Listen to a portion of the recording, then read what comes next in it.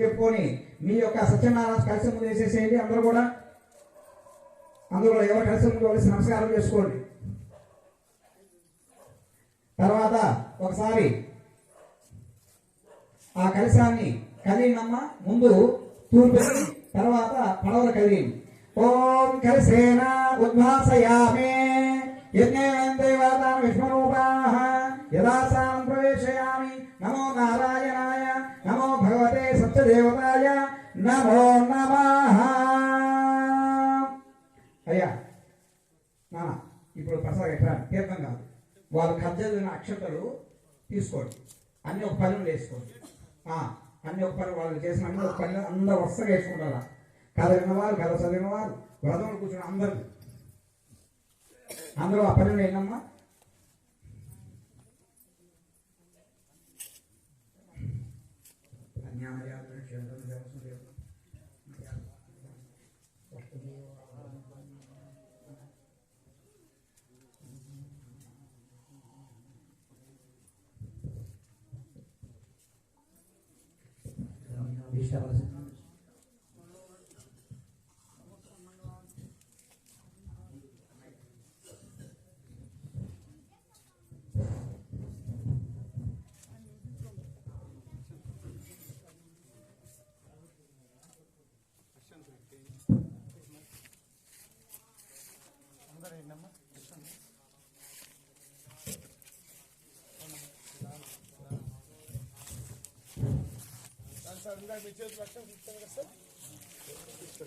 దండం పెట్టండి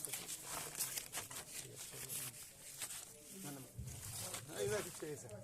ఇంకెవరన్నా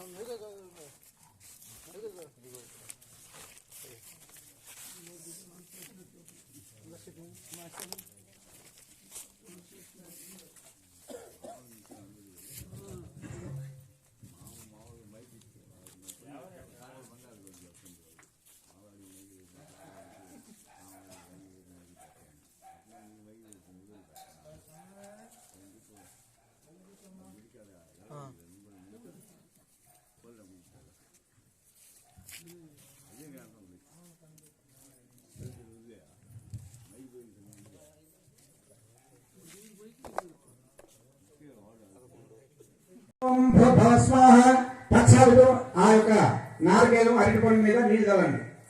ఓం గణకుంటున్నా. ఓం భూర్భువస్వార్షేణ్యం భగో దేవస్య ధీమహి ధియో యో నః ప్రచోదయాత్. ఓమాపో జ్యోతిర్సోమృతం బ్రహ్మ భూర్భువస్వరోం రుదంజేన పంచామి. అమృతమస్తు అమృతమస్తు. రమాసైత సత్యనారాయణ స్వామి నమః. యావశక్తి నారకేల రంభాఫల అరటిపండు తోలు తీసి పెట్టాలి. ఓం ప్రాశ్వా ప్రాశ్వా వ్యాశ్వా ఉభాశ్వా సమానాశ్వా మధ్యే మధ్యే పాదం సమర్పయామి. ఉత్తరావం సమర్పయామి. పాదోపక్షాన్ సమర్పయామి. హస్తోపక్షాన్ సమర్పయామి. నైవేద్యానంతరం శుద్ధ ఆచమనం సమర్పయామి. సత్యనారాయణ స్వామి వారి కలశం దగ్గర మీకు తాంబూలం ఉంది కదండి, ఆ తాంబూలం దంపతులు ఇద్దరు తాగండి. దానిలో ₹1 కాసు పెట్టండి, ఉంటే తాగండి. పూగే ఫలే జగత్పూరై నాగవలేజురం భక్తాధూర్ణ సంయుక్తం తాంబూలం ప్రతిపుష్యతాం. రమా సహిత సత్యనారాయణ స్వామి నమః. తాంబూలం సమర్పయామి. కూడా ఎవరి దగ్గర కర్పూరం అడిగిందమ్మా. అయ్యా భజంత్రిలో సత్యనారాయణ స్వామి వారికి పాట పాడాలి. సత్యనారాయణ స్వామి వారికి పాట పాడాలి.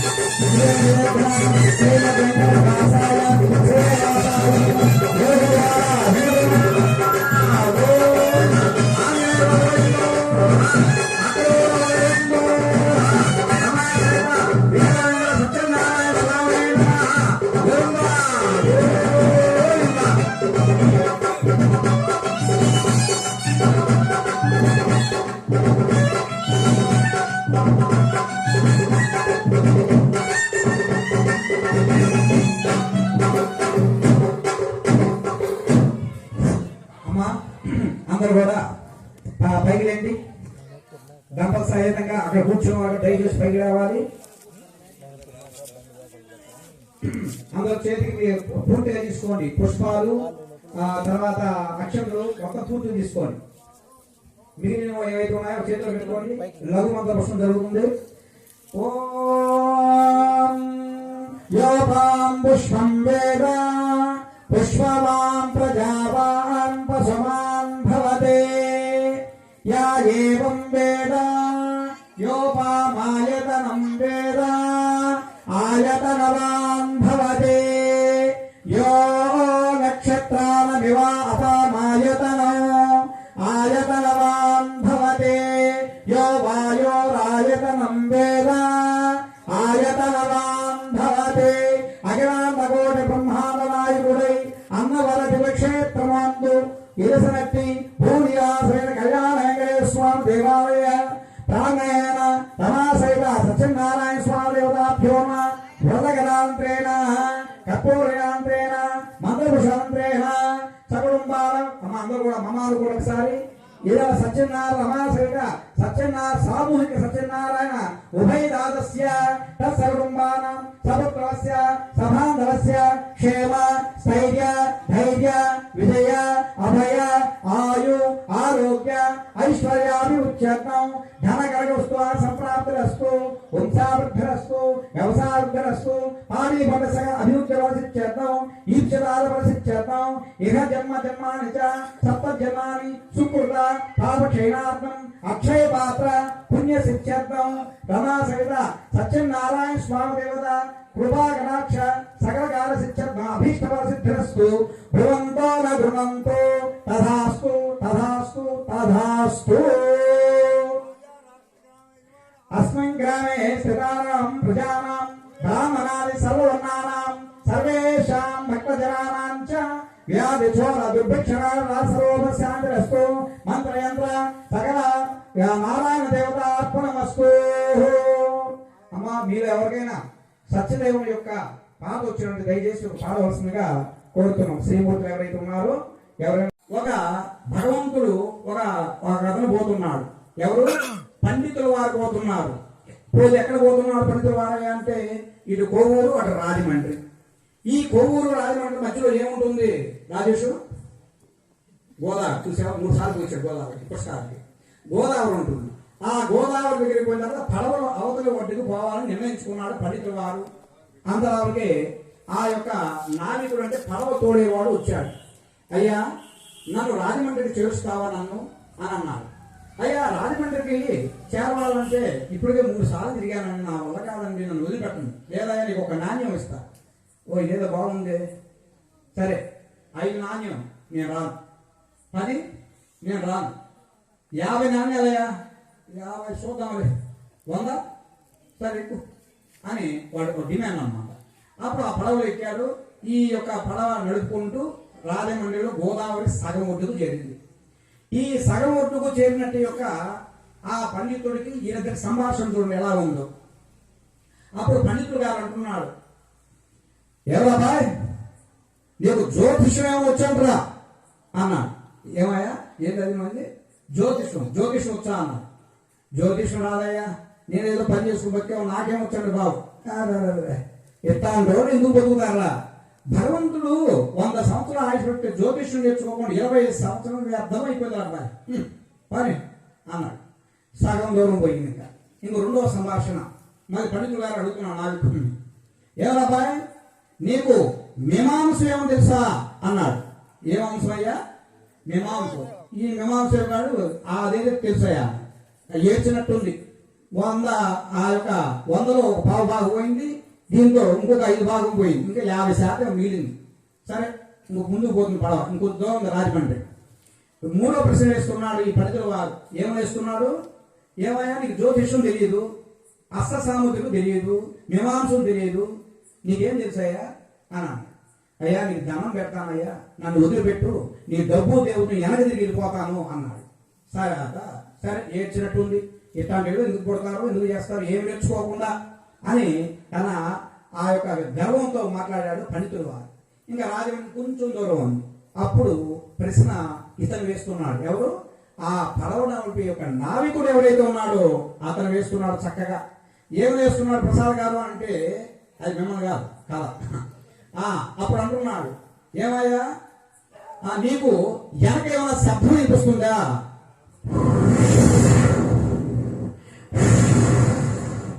రాజా అది మైకి నది ప్రవాహంగా. అప్పుడు నది యొక్క ప్రవాహము ఉద్భవించి వస్తుంది, ఎక్కడ వర్షాలు పడి బాగా జోరుగా వస్తుంది. అవును అబ్బాయి, వెనకేదో నది శబ్దం ఏర్పడుతుంది, నీళ్లు నీళ్ళ శబ్దము అన్నాడు. అవునయ్యా వినపడుతుందా? ఇప్పుడు ఏం చేద్దాం అనుకుంటున్నావు అన్నాడు. ఏం చేద్దామరా నువ్వు చెప్పాలరా అన్నాడు. ఇందాకేదో అన్నారు మీరు, నేనేమన్నాను అబ్బాయి అన్నారండి, గుర్తు చేసుకోండి. జ్యోతిష్యం వచ్చా, మీమాంసం వచ్చా, అస్త్ర సామర్థ్యం వచ్చా, అది కదా మీరు అనింది. అవును రోయ్ గుర్తొచ్చింది. సరే కానీ ఇప్పుడు మనం ఎక్కడ ఉన్నామండి? గోదావరి మధ్యలో ఉన్నాం, అవునా? అవును అబ్బాయి. అయితే నీకు ఒక విద్య వచ్చండి అన్న. విద్య? ఏ విద్య? ఈత విద్య అన్నాడు. ఈత విద్య నాకు రాదురా. రాదు చాలు అంటూ ఆ నదిలో వాడు కొట్టుకుంటూ ఈ యొక్క ఈదుకుంటూ గట్టుకు చేరుకున్నారు. ఎవరు? ఈ యొక్క నావికుడు. ఒరే నన్ను కాపాడరా అన్నాడు. అయ్యా జ్యోతిషం ఉంది, మీమాంస ఉంది, అస్త్ర సామగ్రి ఉంది, అన్ని విద్యలు నీ దగ్గరే ఉన్నాయి, నువ్వే కాపాడుకో అన్నాడు. ఆ నదిలో కొట్టుకొని వెళ్ళాడు పండితుడా. అంటే ఒకరిని సంభాషించగా కథ ఇది. అంటే దీంట్లో అర్థం ఏమిటాయా అంటే వాడు చక్కగా ఇదేమా, మనము బతుకు జీవుల కోసం మన ఉద్యోగాన్ని, వ్యాపారాలని, రకరకాల మన బతకాలి కాబట్టి చేస్తూ ఉంటాం. కానీ నిజమైన విద్య ఏమయ్యా అంటే ఈ విద్య ఆ పండితులు గారు అన్ని విద్యలు ఉన్నాయి కానీ నది దాటి రాజమండ్రికి వెళ్తే తన విద్యను సంపాదించుకునేది పావుల డబ్బులు. కానీ నిజమైన విద్య ఏంది? నదిలో కావాల్సిన ఈత విద్య కావాలి. ఈత విద్య ఉంటూ బయటపడ్డాడు ఆ నావికుడు. అలాగే పరమాత్మ సత్యస్వరూపుడైన యొక్క సత్యనారాయణ యొక్క వ్రతంలో చెప్పబడింది ఏమవుతాయా అంటే ఇన్ని విద్యలు చదువుకున్న కూటి కోసమే కానీ నిజమైన విద్య మనం ధర్మ మార్గంగా కష్టపడి సంపాదించడంలో 10 రూపాయలు భగవత్ కైంకర్యానికి వినియోగించుకుంటూ పెద్దల యందు గౌరవం ఉంటూ సత్సంగమైనట్టు చేసుకుంటూ నిరంతరంగా ఉండాలి అని ఈ కథ యొక్క నీతి చెప్పబడింది. సరే మీకు ఆలస్యం అవుతుంది, ఇంక ముగిద్దాం అన్నయ్య. ఓం అమ్మ మీ దగ్గర టంగారు చూసుకున్నట్టయితే పోయినసారి మీకు అక్షంతర కథ చెప్పాను, విన్నారుగా బాగా. మనకు ఒకసారి చెప్దామా వద్దా? సరే చెప్దాం. ఒకసారి అయ్యా రైతు అంటే మీరు ఏమనుకోకండి, లేదా నా పేరు చెప్పుకుంటే ఇబ్బంది ఏం లేదు. తర్వాత ఒక రైతు గారు ఒక పట్టణానికి వెళ్ళాడు. ఆ ఎక్కడ పట్టణము అంటే మనకి ఒంగోలు పట్టణమే కదా.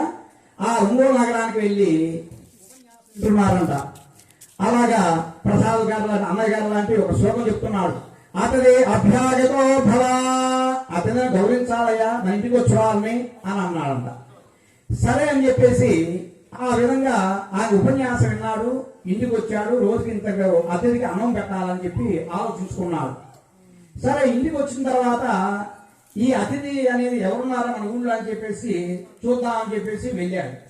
వెళ్ళిన తర్వాత ఎవరు కనపడలా. ఇంకా పక్క ఊరికి వెళ్ళి ఒక అతిథిని పిలుచుకోవచ్చి ఆయనకి చక్కగా పంచపక్ష ఫలాలను గోలు పెట్టాడు.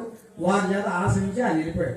ఏమే ఈ రోజు మనం అతిథి పూజ చేసాము చక్కగా, అబ్బా సంతోషం. ఏమంటే రేపు ఉంది కదా, ఏం చెప్పారు నీకు ఉపన్యాసం వాళ్ళు పంతులు అయ్యారు, రోజు అతిథి పూజ చేయాలి అని అన్నారు కదా, ఇంకా రేపు ఏమైనా ఎక్కుదామనండి. సరే ఎదుగుదామని అన్నారు. తర్వాత అందరూ మన మన మన గ్రామంలో ఒక యాప చెట్టు కింద ఒక సోమరిపోతుడు ఒకడు కూర్చో ఉంటాడు. వాడు కూర్చోండి పక్క ఊరి నుంచి వస్తున్నా అతను చూసారే ఎక్కడ నన్ను వెళ్ళేది అన్న. మీరు ఏ ఊరు? మా ఊరికి ఎందుకు వచ్చామని. లేదయ్యా ఇక్కడ ఎవరు రామయ్య గారంటే కృష్ణయ్య గారంటే వాళ్ళ దంపతులు నాకు భోజనం పెడతానంటే వెళ్తున్నాడు. వాళ్ళ ఇంట్లో ఏముంది, కూరలేదు ఏమేరు, ఇక్కడ ఏం లేదు, వాళ్ళ పెట్టే పిచ్చినారు వాళ్ళు, పిల్లికి కూడా పిచ్చనేరయ్యా అని చెప్పి అన్నాడు. అది నన్ను పిలిచారే అని అన్నాడు. నా మాటలు వెళ్ళిపో అన్నాడు. పంపించాడు. ఈ కూర్చున్నాం మా దగ్గర యాప్ చెట్టు హాయి గజ్జాగా పడుకున్నాడు యాప్ చెట్టు కింద. అయిన తర్వాత ఎవరు చూసినా కూడా ఏంటి పిలిచినోడు రాలేదని చెప్పి అక్కడ వచ్చిన తర్వాత ఇంకొక ఒకటి కనపడ్డాడు. కనపడగానే ఏమయ్యా ఈ రోజు ఏమన్నా పక్క ఊరికి ఎవరైనా వచ్చారంటే అబ్బాయి ఎవరు రాలేదు, నీ ఒక్కనే ఉన్న యాప్ చెట్టు ఏం చెప్పు నాకు బిజీగా ఉన్నాను. సోమరిపోతాడు వాడు బిజీగా ఉన్నాడు చూడండి. సరే అంటే సరే ఏం లేదు, మా ఇంట్లో అన్నం పెడదాం అనుకుంటున్నాను, రోజు ఒకటి భోజనం పెట్టాలి, మీరు భోజిస్తారయ్యా అన్నాడు. నాకు సమయం లేదు ఇప్పుడు అన్నాడు. తర్వాత రాజా సరపా నేను ముందు పోని వెనక వస్తా అని చెప్పి పోయి చక్కగా కాలుజీలు కడుక్కొని భోజనం పెట్టాడు. ఆ రోజుకి ఆ సోమరిపోతాడికి కడుపు నిండిపోయి హాయిగా నిద్రపోతు బుర్ర పెడుతున్నాడు, నిద్రపోతున్నాడు. ఎట్లా ఒక రోజు జరిగింది, 2 రోజులు, 3 రోజులు తిరిగింది. ఆ 5 రోజులు జరిగిన తర్వాత ఇప్పుడు భార్య గారు అంటున్నాడు, ఏమండి ఈ అతిథి పూజ ఏమో కానీ నా దుంప తిరుగుతుంది, మా ఇప్పటికి పాతకేద బస్తా 3 బస్తాలు అయిపోయిందండి, ఆపండి ఇప్పుడైనా ఆ మాటని. వాళ్ళేదో మైకులు చెప్పారనుకో, నువ్వు అతిథి పూజ ఇదేనా? అతిథి అంటే ఏంటండి, ఈ రోజు వచ్చి మళ్ళీ రాకుండా ఎప్పుడు సంవత్సరాలు వచ్చాడు అతిథి, రోజు వచ్చాడు అతిథి కాదన్నవాడు అని. సరే ఏం చేద్దామని, అది వచ్చే టైం ఏంది, వాడు వస్తున్నాడు, నువ్వు వద్దని వాడు వస్తున్నాడు వాడు అని. సరే తలుపు వేసేయండి అన్న. తలుపు వేసేసాడు. తలుపు తడుతున్నా, మా ఏదో అన్నం రెడీ చేశారా, వాటి భాష ఎట్టుందో చూడండి. పాపం వాళ్ళ ఇంటికి వచ్చి అడగడమే కాకుండా రోజు అలవాటు అవుతుందా, ఏమ్మా ఆకలి అవుతుంది కానీ ఏంటి కూర గుర్తంగా కూడా చేసి కూడా తల్లి అన్నాడు. బెదిరించాం మళ్ళీ అనగా, ఏమండి వాడు వచ్చాడండి, నాకు భయంగా ఉందండి, ఇప్పుడు ఎట్లా చేసేదండి అని. ఏం చేసేది, నువ్వు చేసిన పని నేను బాధపడుతున్నాను, ఇప్పుడు ఏం చేద్దాము అని. సరే ఈరోజు తలుపు నీ పెడదాము అన్న. తలుపు తీసాడు, చక్కగా భోజనం పెట్టాడు. భోజనంలో బా ఈరోజు బ్రహ్మాండంగా చేసేమ్మా, చిరంజీవ సౌభాగ్య అయ్యా నువ్వు దీంచిన పుణ్యం కానీ నువ్వు ఆ చెట్టు కింద పనుకోపో అనగాని ఆ చెట్టులు మళ్ళీ పడుకు వాడు గొర్రెలు పెట్టడం మొదలు పెట్టాడు. ఇట్లా గెలుస్తుంది కాలం. ఇంకా చివరిగా భార్య అంది, ఏమంటే పని చేద్దాము, మనం తినేదాన్ని కూడా బీట్ పెట్టుకోలేవు దాన్ని. సరే వాడు వచ్చే ముందు మన ఇద్దరం తిట్టుకున్నామండి అని. తిట్టుకున్నాం, వాడి కోసం మనం తిట్టుకోవడమే రావట్లేదు అని. ఏం లేదండి, పెళ్ళి అప్పుడు మా వాళ్ళు నువ్వు తిట్టావు, పెళ్లి తర్వాత మీ వాళ్ళు నేను తిట్టాను, కాబట్టి ఇప్పుడు ఇద్దరు తిట్టుకుందామండి, ఆ తిట్లు కూడా వెళ్ళిపోతాడండి అని. ఓహో అట్లనా, సరే అండి, అదే వస్తున్నా కలిపేయాలి. కలిపేశారు. ఏమయ్యా ఈరోజు వంటకం ఏంది, ఈరోజు వంటకం ఉంది, మొదటి ఇట్లా వచ్చాడు, ఇట్లా తిన్నాడు, ఇట్లా చేశాడు, వాళ్ళని ఈయన తిట్టడం మొదలుపెట్టింది. నన్ను తిడతామంటే అంటే ఈయన ఆ కొట్టడం తమాషగా అసలు నిజమైపోయి నిజంగా కొట్టుకున్నారు దంపతులు ఇద్దరు కూడా. ఇద్దరు కొట్టుకున్నారు. వాడు చూసి నా గురించి మీ అన్నం పెట్టకపోయారు కానీ మీరెందుకు కొట్టుకుంటారు నా తల్లి, నేను వెళ్తున్నా ఈ ఊరు ఇంకో ఊరు నేను పోతున్నాలే అంటే వెళ్ళిపోయాడు. పాపం మంచివాడు. వెళ్ళిపోయిన తర్వాత భార్య కిటికీ గుండా చూసి, ఏమండి మీరు ఆ కిటికీ గుండా చూడండి, నేను కిటికీ గుండా చూస్తాను అని. కిటికీని చూస్తే వాడు లేడు. ఏమండి వాడు వెళ్ళిపోయింది. అమ్మ ఏమండి మీకేమో దెబ్బలు తగిలే, నీకు మిమ్మల్ని నేను తిట్టానండి. అబ్బాయి నీ పుట్టినరోజు అన్నీ ఇప్పుడు గుర్తొచ్చాయి తల్లి. సరే తిట్టే నా భార్య కదా, ఏమంటే నన్ను కొట్టారు కదండి, చూడు వాతలు పడ్డాయి, పెళ్ళెప్పుడు కూడా నాకు కొట్టలేదండి అని. పెళ్ళెప్పుడు మీ నాన్న ఒప్పుకోడు కదమ్మా అంటూ ఒకరినొకరు ఆ విధంగా ముచ్చటించుకుంటూ బాధపడుతూ తర్వాత ఇస్తరాకేసుకున్నారు చక్కగా. ఏమో ఆ పంచపక్షం అనేది ఆకలి అవుతుందబ్బా, ఈవిని కొట్టేలాగే నాకు ఆకలి అవుతుంది బాగా కూర్చొని ఇంకా తినబోతున్నాడు. ఈడు పాపం సోమరిపోతుంది కదా, మంచివాడు పాపం. ఈయనేం చేశాడు, దొడ్డు గోడకు కూర్చి నేను పోయాను అనుకున్నారా, నేను వెనకే ఉన్నాలే, మీరేం భయపడకాకండి. అంటే దీని కథ ఏమిటాయంటే, మనిషికి మనం దానం చేసే గుణం అనేది ప్రతి వాడికి ఉండాలి. అతి దానం చేసినప్పుడు కూడా ఇలాంటి వాళ్ళు తయారవుతుంటారు అని దీంట్లో యొక్క కథ. ఇంకొక చిన్న కథ చెప్పి ముగిస్తాను. ఆ కథ చెప్పడం ఇష్టం కాబట్టి మీరు నా గురించి అనుకోవద్దు.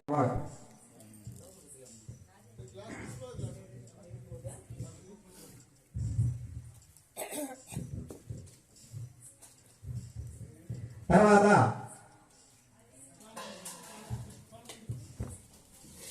శ్రీనివాస గారు సత్యనారాయణ స్వామి వారు పాట పాడదామని విన్నాము.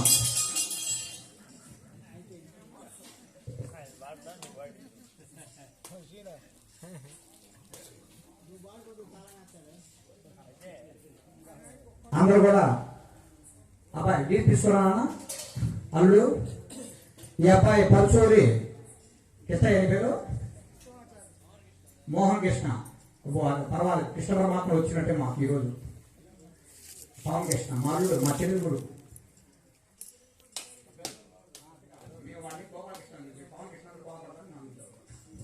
తర్వాత ఇందులో ఒక చిన్న కథ చెప్పుకున్నాం, మీరు టెంకలు కొట్టుకోండి. మనకి ఈ యొక్క కథలో ఆశ సంభాషణగా మోహము గురించి మనం తెలియపరుచుకున్నాం. ఒకసారి ఒక రైతు గారు చక్కగా చెరుకు తోట వేసాడు. ఏం తోట? చెరుకు తోట. చెరుకులు ఇచ్చినట్టే ఉంది. చెరుకు తోట వేశాడు. చెరుకు తోట వేశాడు. చక్కగా చెరుకు నాకు పెరిగింది. అయితే ప్రతిరోజు కూడా ఆ చెరుకు తోటలో ఉన్న చెరుకు మాయమైపోతుంది. ఏమైపోతుంది? మాయమైపోతుంది. ఎందుకు అయిపోతుంది అని నాకు అర్థం కాదు. ఒక కాపలా ఉన్నామని చెప్పి కాపలా ఉన్నాడు రైతుగా. ఒక ఐరాపోయినట్టు ఒక ఏనుగు రోజు రావడము, ఆ ఏనుగు ఆ చెరుకు రాసిందని కూడా సారాంశం తీసుకెళ్ళడం జరుగుతుంది. అరే ఏనుగు అంతా ఐరావతం పాడు చేస్తుంది, ఇది అసలుకి మన మూలం ఎతకాలి, ఇది ఎక్కడి నుంచి వస్తుంది, అసలుకి ఎవరైనా పంపించారా లేదా దానికి వస్తుందా అని చెప్పి అప్పుడు ఆలోచించడం వారి రాత్రి అంతా కాపలో ఉండి ఆ ఏనుగు అడుగుదారులు ఏనుగు ముందు పోతే ఈయన వెనక పోతూ ఉన్నాడంట. పోయి కొంత దూరం పోయిన తర్వాత ఆ ఏనుగు ఎక్కడదయ్యా అంటే స్వర్గలోకంలో ఇంద్రుడి దగ్గర ఉన్న ఒక ఐరావతం అనే ఏనుగు. అప్పుడు ఏనుగు దానికి రెక్కలు వచ్చి ఎగరడం మొదలు పెట్టింది. నాకు చిన్న డౌట్ వస్తుంది, అది చెప్తాను మీకు. తర్వాత ఆ ఏనుగు ఆకాశంలోకి పోతుంటే టక్కని తోటను పట్టుకున్నాడు. ఎవరు ఎవరు ఆ రైతు గారు. ఆ రైతు గారు ఆ ఏనుగు యొక్క తోటను పట్టుకున్నాడు. ఎన్నోకమైందయ్యా తోటను పట్టుకుని ఆ ఏనుగుతో పాటు ఆకాశ మార్గమైన స్వర్గలోకం వెళ్ళాడు. వెళ్ళిన తర్వాత ఆ ఐరావతానికి ఇంద్రుడు కొన్ని ఈ యొక్క ధనాన్ని బంగారాన్ని అన్ని ఇచ్చాడు. ఎందుకంటే అది వాహనం కదా, వాహనానికి ఇయ్యాలా పర్లేదు.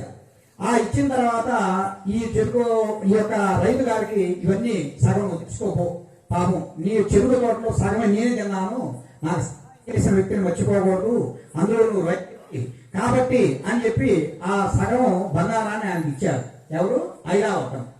సరే వస్తూ మళ్ళా పక్కన వచ్చింది. అదే ప్రకారంగా వచ్చిన తర్వాత ఓ రైతు, నీకున్నట్టు యొక్క ఆ చెరుకు మిగిలిన యొక్క సగభాగం నాకు ఇవా, నీకు కొంచెం ఇంకా నీకు బంగారాన్ని ఇస్తాను, ధనాన్ని ఇస్తాను అని అంట. సరే అని చెప్పి అది అలాగ ఇచ్చిన తర్వాత ధనాన్ని ఇచ్చాడు. ఇంకా ఆ ఊళ్ళోనే కోటీశ్వరుడు మిద్ది బ్రహ్మాండ అసలు ఆయన యొక్క జాతకమే మారిపోయింది ఆ రైతుది.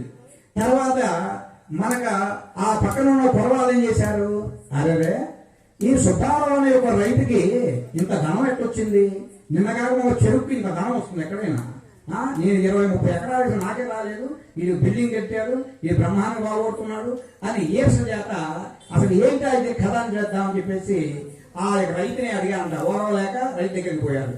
పోయి నీకు ఇంత ధనం ఎక్కడి నుంచి వచ్చింది, నీకు నిజం చెప్పు, అబద్ధం చెప్పుకున్నా. ఆయన అబద్ధం చెప్పుకున్నాయా, ఒక ఏనుగు వచ్చి నా యొక్క చెట్టు తోటలో చెట్టు తినడం మొదలుపెట్టింది.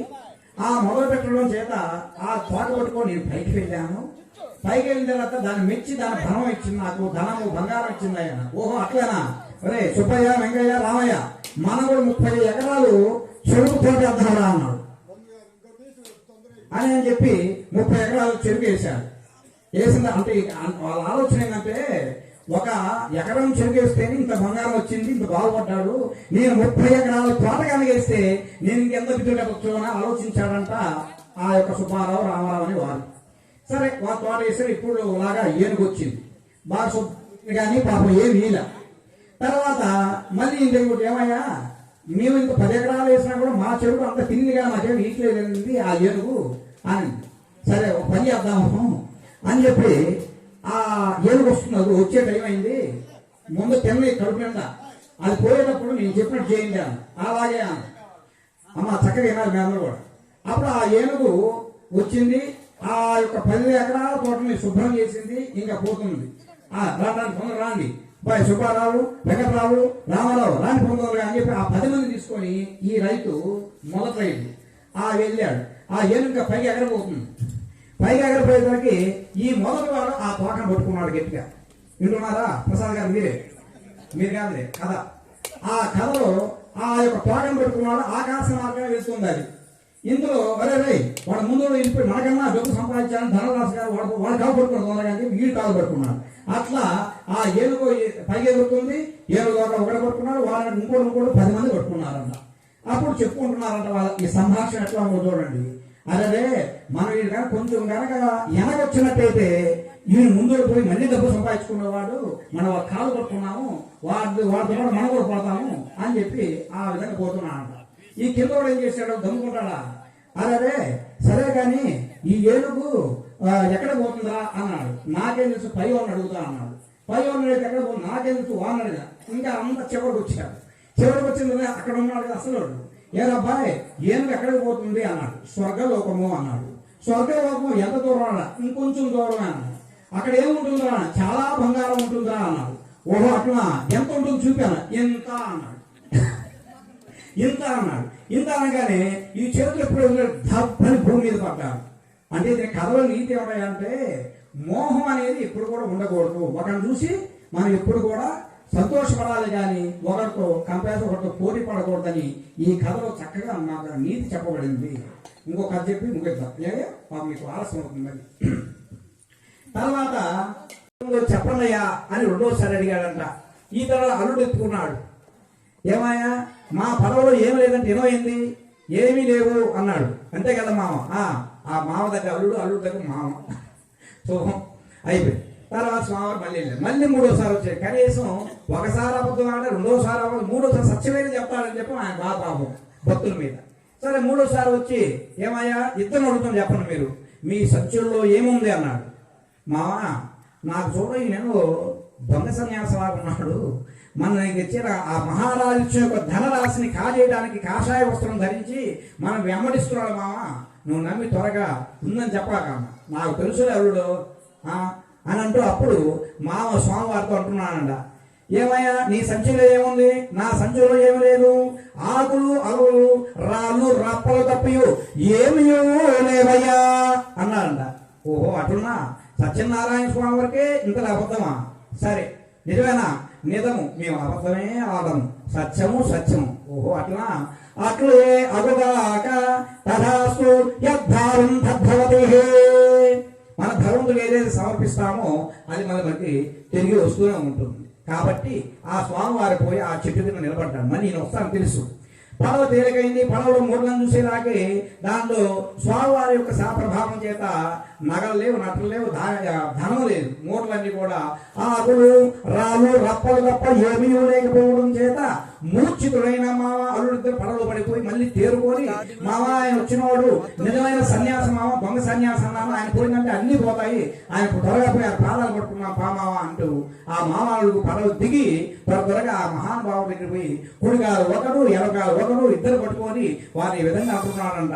నమో వాధనతీతాయ అమిత శక్తే ఆది మధ్యాంతరహితాయ అనంతాయ గుణాత్మనే సత్యస్వరూపాయ అన్యదా శరణం నాస్తి త్వమేవ శరణం మమ తస్మాత్ కారుణ్య భావేన సత్యదేవం ప్రణమామ్యహం.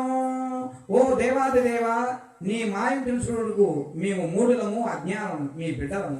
తెలిసి తెలియక తప్పులు చేస్తున్నాం, మా తప్పుడు క్షమించి మా యొక్క ధనరాశిని మాకు ఇప్పించు తండ్రి అని ఆయన కాలు పట్టుకొని ప్రార్థించారంట మామూలు కూడా. ఎప్పుడైతే ఒక మనిషి అన్న తర్వాత తప్పు చేయడం ఎవరికైనా సహజం, కానీ అదే తప్పుని తాపగా చేయకూడదు. పశ్చాత్తాపం అనేది జీవితంలో ఒక్కసారి మాత్రమే. అప్పుడు వాడు వేడుకున్నాడు, పశ్చాత్తాపడ్డాడు, ఏడ్చాడు, దుఃఖించాడు. ఎవరి స్వామివారిని వేడుకున్న తర్వాత సరే లేండి, ఇంకనైనా మీరు నా యొక్క వ్రతాన్ని శ్రద్ధాభక్తులతో ఆచరించుకో పొమ్ము అని స్వామివారి చెప్పగా ఎమ్మడే పడవలో వచ్చి చూడగా ఆ యొక్క వర్తకులు తెచ్చిన యొక్క ధనము ఒక మూట, మహారాజు వారు ఇచ్చిన యొక్క ధనరాశి రెండో మూట, భగవంతుడి కృప చేత మూడో మూట కూడా వచ్చి చేరింది. ఎమ్మడే బతుకు తీయడా అనుకుంటూ ఆ పడవలో ఆ నదిలో వెళ్తున్నాడంట. అలా వెళ్ళగా వెళ్ళగా వెళ్ళగా కొంత దూరం వెళ్ళిన తర్వాత ఒక దూతను పంపించాడు. దూత త్వరగా నువ్వు వెళ్ళి నా భార్య అయినటువంటి లీలావతి కళావతిని తీసుకొని మీ నాన్నగారు అల్లుడు గారు ఇప్పుడే రత్నసారం అనే యొక్క పురాణం నుంచి చేరుకొని వస్తున్నాడమ్మా, ఈ మూటలు ధనరాశిని దించాలి, మీ నాన్నగారు అల్లుడు వస్తున్నారని చెప్పేసి రా పో త్వరగా అని ఒక దూతను పంపించారు. దూత కింద పడుతూ పైకి లేస్తూ వెళ్ళి, ఓ లీలావతి లీలావతి అమ్మ, మీ ఆయన గారు మీ అల్లుడు గారు ఇప్పుడే రత్నసారపురానికి రేవు చేరుకుంటున్నాడు, నన్ను త్వరగా పంపించారమ్మా, కాబట్టి త్వరగా రామ్మా అని అనగా అప్పుడు లీలావతి పరుగు వస్తూ అమ్మాయి అనేటి కళావతి చెప్పింది. అమ్మాయి కళావతి, మీ నాన్నగారు అదే ప్రకారంగా అల్లుడు గారు ఇప్పుడే ఆ యొక్క రత్నసారపురం వస్తున్నాడమ్మా, నేను వెళ్తున్నాను, నువ్వు కూడా వ్రతాన్ని చేసి త్వరగా రామ్మా అని చెప్పి లీలావతి కళావతికి చెప్పి తర్వాత దాని నది దగ్గరికి వెళ్ళిందంట. వెళ్ళింది, మామగారు దిగారు, మామగారు దిగింది అల్లుడు గారు, మామగారు దిగారు, తర్వాత ఆ ధనరాశులు దిగాయి, ఇంకా అల్లుడు గారు దిగబోతున్నారు. ఇందులో ఆ కళావతి వ్రతాన్ని చేసి పరుగుపురం భర్త వస్తున్నాడు యొక్క సంతోషంతో ఎదురెళ్ళి అక్కడ చూసి నా భర్త ఇక్కడ ఉన్నాడు, ఎన్ని రోజులు పెళ్ళిన తర్వాత అని చెప్పి సంతోషంతో ఆ భర్త ఆనందమైందో ఉంది. అప్పుడు సత్యనారాయణ స్వామి వారు ఆగ్రహించినట్టు వారై, అరే నా వ్రతాన్ని అయితే చేసిందే నా యొక్క ప్రసాదాన్ని భుజించకుండా వచ్చింది కాబట్టి అని ఆ అల్లుడిని అందరూ చూస్తున్నవాడిని తర్వాత కూడా తలకిందలు చేసి ముంచి వేశాడు సత్యనారాయణ స్వామి వారు. అందరూ కూడా మా వాళ్ళు అందరూ ఏడుస్తున్నారు. ముక్కు పత్రాలని మా అమ్మాయికి పెళ్లి చేస్తే కనీసం ఈ విధంగా జరిగేది ఏంటి అంటే ఒకరు ఏడ్చుకుంటూ దుఃఖిస్తూ బాధపడుతుంటే ఇంకా కళావతి అంటుందంట, అమ్మా నాకు వివాహం చేసే అంతవరకే తల్లిదండ్రుల యొక్క బాధ్యత, పొరవంతా కూడా నా యొక్క ప్రారంభ కర్మ ఏ విధంగా ఉంటుందో ఆ విధంగా జరుగుతూ ఉంటుంది. ఇందులో మీకు తప్పేం లేదమ్మా, మీరు బాధపడద్దు. నా భర్త లేని జీవితం నాకెందుకమ్మా అన్నాడు. అంటే ఏంటి, మనకి ధనం కాదు కావాల్సింది, భోగభాగ్యాలు కాదు. భర్త అనేవాడు చల్లగా చూసుకుంటూ, భర్త అనేవాడు ఆయుష్మంతుడైనప్పుడు సౌభాగ్యం కూడా ఇది భర్తే కాబట్టి అమ్మాయి సౌభాగ్యం బాగుండాలని భర్త గారు బాగుండాలి. కాబట్టి ఈ వ్రతంలో చక్కగా చెప్పబడింది. ఆ విధంగా ఆ యొక్క ఎవరైతే సౌభాగ్యం కోరి ఉంటారో ఈ వ్రతాన్ని ఆచరిస్తుంటారో అని చెప్తూ అప్పుడు స్వామిని వేడుకున్నారంట. అమ్మా నా భర్త లేని జీవితం నాకు వ్యర్థం, నా భర్తతో పాటు నేను కూడా ఈ యొక్క నదిలో దూకి ప్రాణత్యాగం చేసుకుంటానమ్మా అని చెప్పి ఎగిరి ఆ నదిలో దూకపోయేసరికి స్వామివారు ఆకాశంలో గోచరించి శబ్దోచ్చరంతో మాటలు వినపడ్డాయంట. ఓ ఈ వ్రత కూడా నీ యొక్క కుమార్తె నా యొక్క వ్రతం అయితే ఆచరించింది కానీ నా వ్రత ప్రసాదాన్ని తీసుకోకుండా వచ్చింది. ప్రసాదము అనగా నా యొక్క అనుగ్రహం. ప్రసాదం తినకుండా వచ్చింది కాబట్టి నా అనుగ్రహం వల్ల అతన్ని నేను ముంచివేశాను. పోయి అపరాధం కోరుకొని నా ప్రసాదాన్ని స్వీకరించిందా మళ్ళా నీ ఆ యొక్క అల్లుడిని పైకి తీసుకొస్తాను చెప్ప పొరుగుపరంగా వెళ్ళి అమ్మాయి అపరాధం కోరుకొని ఆ ప్రసాదం గురించి మళ్ళీ రేవుకు వచ్చేసరికి ఎప్పటి వలె ఆ నదిలో ఉన్న యొక్క పడవతో సహా ఒడ్డుకు చేర్చాడు సత్యనారాయణ స్వామి వారు. చేర్చి ఓ ఈ వతుకులారా ఇంకనైనా జాగరూకులైన ఆ వ్రతాన్ని శ్రద్ధాభక్తులు ఆచరించము, అశ్రద్ధ పనికి రాదు పొమ్ము అని చెప్పారు. ఎమ్మడే మామ అల్లుడు లీలావతి కళావతి ఇంటికి వెళ్ళి ఏమండి ఇప్పుడైనా మనం సత్యదేవుని యొక్క వ్రతాన్ని ఆచరిద్దామండి, నా మాట వినండి అండి. సరే దేవి మనకి ధనం వచ్చింది అన్ని బాగానే ఉన్నాయి ఇప్పుడు ఆచరిద్దాం అని చెప్పి చుట్టుపక్కల ఉన్న యొక్క గ్రామాలు ఎవ్వరు చేయనటి వ్రతాన్ని రంగరంగ వైభోగంతో వేల తాళాలతో చక్కగా చుట్టాల బంధువులతో ఆ వైభవపేతం చేసి నభూతో నభవిష్యతి అన్నట్టుగా సత్యనారాయణ స్వామి వర్తక దంపులు చేసి అంతిమ మోక్షలోకమైనటువంటి వైకుంఠానికి వెళ్ళారంట. కాబట్టి సత్యనారాయణ వ్రతకాలం ముందు తృతీయోధ్యాయ చతుర్థోధ్యాయ సమాప్త. ఓం ఆకాశాత్పదం యథాగచ్చ సాగరం సర్వదేవ నమస్కారం కేశవం ప్రతిగచ్చతే నమస్కారం వాయ సహస్రమూర్తయే సహస్రపాదాక్ష శిరోరవాహే సహస్రనామ్నే దేశాయ సహస్రకోటే యుగాధారణే నమో నమః. నమో నారాయణాయ నమో భగవతే వాసుదేవాయ నమో నమః. భగవతో ప్రేమ భగవతో వీరేణ భగవత శిరస భగవత కర్మణ భగవత గృహీతో భగవత ధ్యాత తద్భగవాన్మన్యాత. తచ్చవిదోరేణ్యో భర్గో దేవస్య ధీమహి ధియో యో నః ప్రచోదయాత్. ఓమా భోజ్యోతిర్సోమృతం బ్రహ్మ ప్రోర్భావసవారోం సత్యంజన మంజాని అమృతమస్తు అమృతమస్తు. భోజవరస్కర సకల ప్రసాదేన పదమావర్తే ఓం ప్రాణ్వాపాయ స్వావ్యాయ స్వాపాయ స్వా సదానాయ స్వా. మధ్యే మధ్యే పానం సమర్పయామి ఉత్తావం సమర్పయామి అస్తో ప్రసాదం సమర్పయామి నవే జనంతుం శుభ ఆచమనం సమర్పయామి. భోగే పరే జగత్తోరే నాగవరే దర్శనం ముక్తాదోనా సంయుక్తం తాంబూలం ప్రతిపుష్యతాం. రమాసహిత సత్యనారాయణ స్వామి దేవతాభ్యో రాత్రకాలయో భూనిరా సమేత కళ్యాణ వెంకటేశ్వర స్వామి దేవాలయేన వైకాల శాస్త్రయుక్తే ఏత దేవతార్పణమస్తు.